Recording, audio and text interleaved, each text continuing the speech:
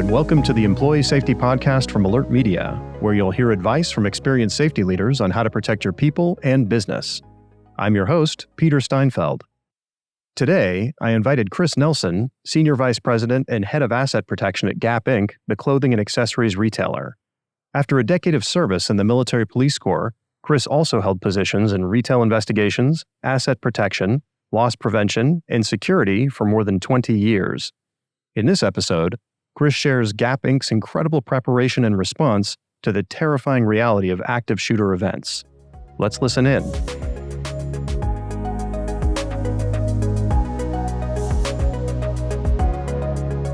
Hey, Chris, welcome to the show. I'm really glad you could join me today. Thanks so much for having me. This is important stuff. Absolutely. And just to jump right into it, things have gotten pretty grim for retailers over the last several years in the areas of theft and employee safety, especially so in certain locations around the country. Can you bring us up to speed on the latest and what's top of mind for you right now? Yeah, it's a very dynamic place right now. I've been doing this for a while, but I have not seen what I call the theft pressure and the safety pressure as high in our environment ever in my career. And I think most people have seen of late, it's come to the level that it's actually material in earnings statements that certain retailers are putting out saying, we're really concerned about this and it's touching not only our employee population, but our profitability. And the number one worry for me, quite frankly, is the safety of our employees because they power the business. And as I look at this, I don't like theft. None of us like theft and loss. But I'm most concerned about the safety of the employees and the communities that we operate in. Right now, we are on record pace as a country for active shooters or active threats in mass shootings. And what a horrible statistic. It just seems that every weekend there's another one of those. It's a terrible statistic and it's really impacting the community. Well, speaking of safety in particular, like I know the product is important, but people's lives are absolutely exponentially more important than that. And you touched on active shooter and workplace violence. Could you maybe talk a bit about that in a little bit more detail without mentioning any specifics? So we employ a logic we call left of boom, and it comes from the military. So think of a timeline. And the timeline is today we're sitting here. Unfortunately, we know that in the future, there's going to be some sort of a boom. Is it a active threat that goes on? Is it a gas leak? Is it a problem in the military? It was, somebody's going to try and do something bad. So what you want to do is stay left on that timeline of the boom for as much of the time as you can. Use that time to be prepared. Use that time to train your team so they understand what to do if, God forbid, that boom happens. When it happens, then, we have to make sure they're trained to do everything in their power to mitigate the issues, to be safe. We run, hide, fight is what you'll hear oftentimes in the training related to active threat. But are they ready, willing, and able to do that? You can't tell them that. You've got to prepare them much better than just that. And then afterwards, are we prepared to help them come back together and make them whole again? These are scary situations. I'm a combat veteran. If I was in an active threat situation, I would be afraid. That is something you have to address. You can't just say, okay, it's over. Let's go back to work. That just doesn't work. Our human mind is not designed to do that. That's not healthy. So if we stay left of boom, get them ready, make sure the actions they take during the incident are the right ones, and then make sure we have aftercare, we find that we're in a lot better spot. Well, there's a lot to unpack there. So let's go back to the top and talk about training. 20, 30 years ago, you probably didn't really even do this training, or maybe it was once a year when someone first started. Now it seems like you have to do a lot more. So help make that real for the listener. Like, what does that mean? What kind of training do you do? What do you find most effective? So we use what we call tell, show, do training. And so what we do is we have obviously the policies. Here's what we want. Here's how you do it. Here's how we get the store prepared. Here's the locks we have, the place we want you to go if this occurs, the actions that you have. It's the run, hide, fight. That's wonderful. But if I just walked you through that now, and then tomorrow there was an incident, you're not going to be as prepared as if I showed you. So we tell them, then we show them so that we have training and video, because a lot of us are visual learners. I know I am. But then the coup de grace of all this is make them do it. Because if you put yourself through a drill and you understand and you physically walk that terrain or that area, you've seen what it's like. If I go through that door, here's what happens. Here's what's back there, all that sort of thing. Now we're mapping out in their brain what their response is. Because when these things happen, it's super stressful. And your brain starts to shut down when you go into stress. So if we haven't gone through this, you find that people don't know what to do. If I just told them, they may forget it or they may remember only part of it. So when we go tell, show, do, they can repeat that act and they can do it much better. And we've had recent incidents where we've had a couple of really terrible incidents where when we went down and talked to the team afterwards, they said, gosh, we did a drill last week. And so everybody knew what we needed to do. And oh my gosh, am I glad that we did it because we knew what to do. In some cases, they would say, we found that the front door was really difficult to lock quickly. So we can go and figure out how to overcome that. So we're not trying to figure that out when there's an individual with a weapon in the parking lot or on their way in. So really, really critical. And it is not easy. And when you go into a store manager and you say, we need everybody trained on this and we want you to do this monthly, you can get pushback to say, come on, Chris, that's scary. I really don't have the time. We're already having staffing is hard for everybody. But the reality is we insist upon it. And when we insist upon it, then we get it done.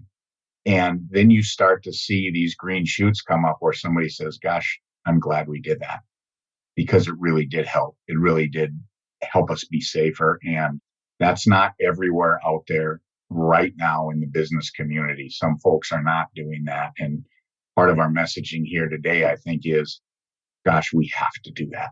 That's part of our responsibility. Without a doubt. And I'm sorry to hear that happened. I hope everyone was okay. I know maybe they were okay in the moment, but afterwards, as you said, there's the kind of post-traumatic stress disorder that people can have that you have to address. And I definitely want to talk about that. But before we do, now we're in boom. What's the first thing that you do when you learn about a shooting?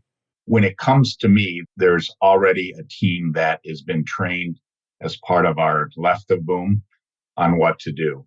So we make sure that we understand what's going on in the store and we go into a support mode because that general manager, that leader in the store is taking care of that initial tactic.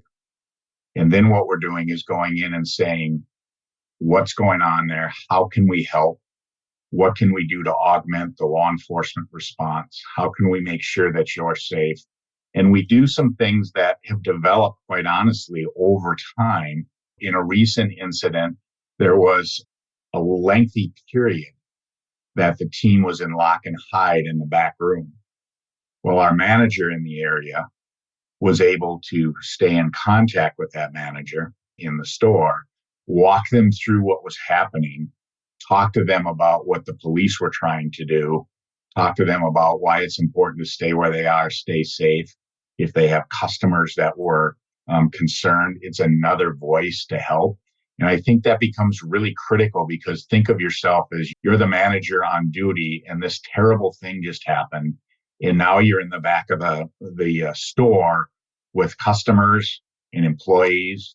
And when these things happen, it's a lot of pressure and you're going to get different reactions. So having that capability to support them in the moment is really, really critical.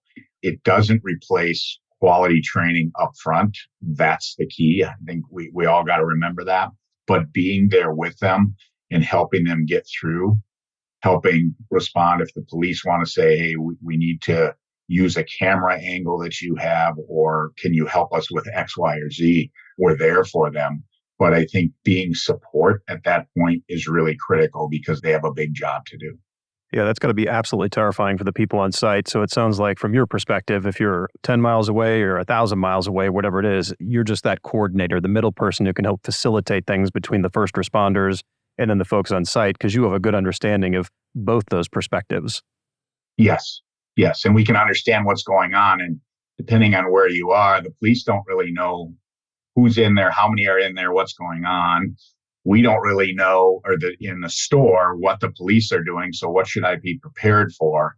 All of those sorts of things are really critical so that we can help coordinate through it, to your point. Now, you talked about this a bit before, but I'd like to dig into it some more. What kind of feedback did you specifically hear from employees or the customers that were involved in that about what the experience was like for them? Yeah, I've done a couple visits recently post these events, and it's interesting. The number one thing that made me feel the best was we just did these drills and they worked, and so I knew what to do. So that is really a really critical part. They were prepared, and I'm thankful for that. It doesn't happen on accident. I heard other things, other companies, other stores in the same mall didn't know what to do. That's scary for me. That's unsettling for me. We didn't know what to do because they didn't have a program in place. So that was disturbing to our team. And we have other cases where there's maybe not a notification process. So we're doing some work to try and help guide that. Then the other thing I think that we really need to understand is that everybody handles these things differently. So when you get through the boom, you're not done. That follow on, that aftercare is absolutely critical. And some folks may go through it and, if they can talk to somebody and take a couple days, they're just fine. Others, it may last longer, and others may seem fine, but 3 weeks later, something pops up that kind of triggers them. So you have to be very cognizant of that because we're powered by people. That's what we do in retail. And the more we can get them the support they need to feel comfortable and feel safe and be safe in the environment, the better off we're going to be to recover. What does that support look like? What can an organization do from a people perspective, from a resources perspective? Help our listeners maybe understand, 1, 2, 3, these are things I should and can do immediately Yeah. after an incident like this, and also in the ensuing weeks and months. Yeah, it's a great point, and it's something that 15 years ago, this was not really something that we were dealing with on a day-to-day basis. But I would say that the number one thing is to get in there with support. And for us, support looks like a couple things. Number one, get a team in there that can take care of the business of the store or the business of your business so that those that went through it don't have to be focused on that. Their mind is not on that right now. Their mind is on the traumatic, what I call a significant emotional event that they just went through. The second thing is I love people, I care about them, but I'm not equipped as a counselor post incident. So we have wonderful, wonderful HR partners, and we have set up counseling that can come in. So if we have a boom, part of our repertoire is we say, okay, this just happened in such and such a place. Let's activate that part of the plan. And then we bring in the counselors and we put it in a safe environment so that our employees can go seek out that counseling. And sometimes group counseling, so let's sit down and talk about it with the team that was there, is super helpful. But sometimes it's, hey, Chris needs to just talk to somebody one-on-one. So we allow that. And we're fortunate as a company to have great leadership support because nobody ever says, gosh, how long are we going to keep doing that? That's really expensive, things of that nature. Our leadership team really understands the need to bring people back up and to take care of them. And it takes a while. I've been into stores where somebody was involved and they said, that was super scary. I went through the group session and then I talked to a counselor one-on-one and she really helped me and I'm feeling much better now. And I've literally been in other stores where somebody says, hey, Chris, could you not talk to Peter about that right now? Because it's still too raw and he's still talking to folks about it and he's trying to process through it. And you have to have the grace to allow that to happen. And you have to have that mindset to not jump into the store and say, tell me about this stack of jeans over here. You have to say, let's get you back. Some of the other things that we've learned is that putting people right back into the same environment right away and then starting commerce up right away is not always good because they're still trying to process through. So we've had a lot of success bringing people back. Don't open the store up right away, but just let's get everybody back in the environment, feel what it's like, get more comfortable. Those sorts of things are really important. And then we've recently had a GM who was just so smart. He just blew me away. But he said, gosh, you know what, Chris? I noticed once we opened up, people didn't want to take their breaks and walk down to the food court anymore because it was still too new. It was still too raw that isn't as safe as our environment. So he sort of reconfigured the break room so that they had food and drink in there so that for a while, that team, when they took their break, could get everything they needed for their break right there in the back of house. It's those kind of leaders that really not only are inspiring, but they teach us to say, let's make sure we're ready for that as we go forward. Yeah, it sounds like the most important thing here is just to realize that this is real and you can't have a program for it. You just have to be human, pay attention, observe, and then react accordingly as a human, not as a robot. Right. And lay out the resources ahead of time. Because if something happens today, I'm in Minneapolis, Minnesota, and I call, hey, I need counselors. Starting from the ground up is difficult, but having that pre-coordinated resource available to us is really critical so that we can get those resources in when they're needed. Well, what about you as the leader? We talk about this on the show a lot, the need to protect ourselves as safety and security leaders and professionals from burnout. We're human too. So how do you manage the stress that you're experiencing so you can show up for your team? Yes, I am a combat veteran and have experienced some of that stress in the past. Number one lesson is don't hold it in. There is not anybody that's so tough that they can just hold everything in and deal with it. We're not designed to see some of the things we see. That's not good. That's not normal. And we have to make sure we let it out. So I think that's the first thing. Don't hold it in. The other thing is one size doesn't fit all. I think you brought it up earlier. If Peter went through this and Peter was the responder and he dealt with all this stuff, let's talk to him about how he's feeling, what he needs, get him the resources. Because you may say, gosh, I'm okay now, but I need a break or I need to be out of that environment. Well, we have to give that grace. We have to give that grace to understand that's what Peter needs at this point. And the old rub some dirt on it that we all got as kids, that does not apply here at all. And then the last thing I think is to be a team. You know, if I'm going through a hard time and I've got my team in the right spot, then somebody can step in for me while I process and get through this. And vice versa. I have a leader that's that way. Well, I can step in. I got you, Peter. Let's get you over to the resource you need, or let's give you that space away or time away that you need. It sounds like the organization can do a lot to help people recover from these things, but it's incumbent upon the person to take advantage of those resources. And I think a lot of people don't know how to do what you said, which is let it out. You don't bottle it up. How do you do that? Well, first of all, you have to say it. And there's the old saying, if you want somebody to understand it or hear it, really, you have to say it 7 times or something. Some psychologist smarter than me thought it through and studied it. You can't just say it. And if I tell my team, we need to talk about it, and I don't talk about it, how's that going to work, right? But if I encourage it, if I give them that grace, if I make sure that I follow up, sometimes it's, hey, let's do X, Y, and Z. And I'm going to give you a shout next week. Let's talk about how's it going. So the leading by example, I think, is really important, and making sure that you follow up and you use it. And then the other thing that, I talked about our HR team before, they have laid out and gone and researched the resources that are available and made that part of what's available as an employee value proposition for our teams. And it's really smart because I've bumped into businesses where I've walked into the mall 2 weeks after the event happened and I see a business closed. And I said, well, what's going on here? Well, they lost 90% of their staff and they can't staff back up again. Wow. When you think about it, first of all, it's the right thing to do as a human. Second of all, it's the right thing to do as a leader. That's who we should be.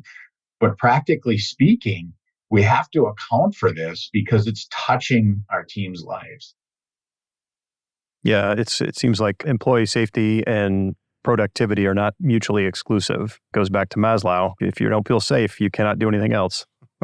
And if they're in there scared to death, they're not focusing on the things that are going to drive the business. They're focusing on being scared to death. And that's just not acceptable to us. Yeah. Well, do you have any specific advice for leaders when it comes to preparing for these types of events? Any absolute just must-dos to improve the chances of a more positive outcome? I think, if you go back and think of it through sort of that left of boom, we have time right now. Every one of us right now watch the phone ring, but we have this luxury of being before the boom. So take a hard look. And I go in after all of these with the team and we say, what went well, what didn't go well, and what can we do better in the future? What can the teams teach us? So analyze what you've got going on. There are malls out there, there are brands out there whose teams are not fully trained on what to do. You can fix that. You can fix that. The second thing is tell, show, do is huge. You can apply it to a lot of stuff. You can apply it to service. You can, all kinds of things, but make sure that your teams are going through the drills and they know what to do, because when you need it, there's no substitute for it. You can't go back and say, wait a minute, hold on. We got to do a drill here. Make sure that they do it and insist upon it. And it takes a little pushing sometimes and it takes a little insisting. But if you go through and do that, then I think you're going to find yourself in a much better place. And then kind of this aftercare idea, take a look at what's going on. Aftercare is not something that a security department or AP always has the natural resources for. But gosh, we have great partners in employee relations and in HR, even through our compensation department, to say what resources are out there so that we can get people what they need when this happens. And what has occurred to me, and it sounds a little dark, but we are all on notice as leaders right now that bad things can happen in our environment. And I wish that we had the power, but you and I and all the leadership there is are not going to change that bad things are going to happen in society. But what we can change is whether or not we are prepared and whether or not we are responding in a broad way to help the teams. It takes a little effort, but it's so worth it if you do it right. It is indeed. Is there a particular key lesson that you learned from that experience that you're going to take with you moving forward? I think the one piece for me is to take what we do and make people understand through teaching, coaching, inspiring why we do it. I was in store visits this week out in the New York area, and some of the events that had recently happened, I used to tell stories in the stores to say, I know we're asking you to do this. I know this takes time. I know that we're very busy. The stores are the most dynamic part of our business. But let me tell you how this works and why we're doing it. That's really important because now people can say, gosh, that happened to somebody in the very same environment that I'm in, and they went through it and it kept them safe and it kept them whole. And we got people back on their feet and they were feeling solid in a much better way than if we had not done this. It's real to them. It's real to them. Yeah, that storytelling is so important. It's just how we've evolved over thousands and thousands of years, sitting around the fire, telling stories. It's what our brains accept. So the best stories you can come up with to share how other organizations have gone through these things and or in your own organization, even more powerful, that will help people understand the why, like you said. Yeah, and we owe that to them. A leader is a resource, not a dictator or not a teller. When you become a resource as a leader, I think that's when you're really helping teams. Indeed.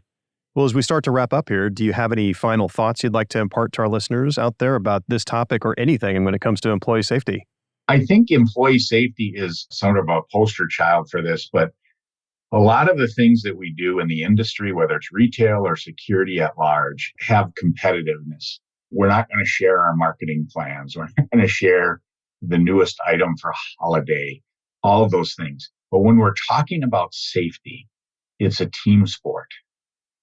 If anybody wants to call me, call my team, write us and say, how do you do this? Can you show us what you're doing? We will say absolutely, and we will do it now. It's not a competitive advantage to have an unsafe environment next door to us.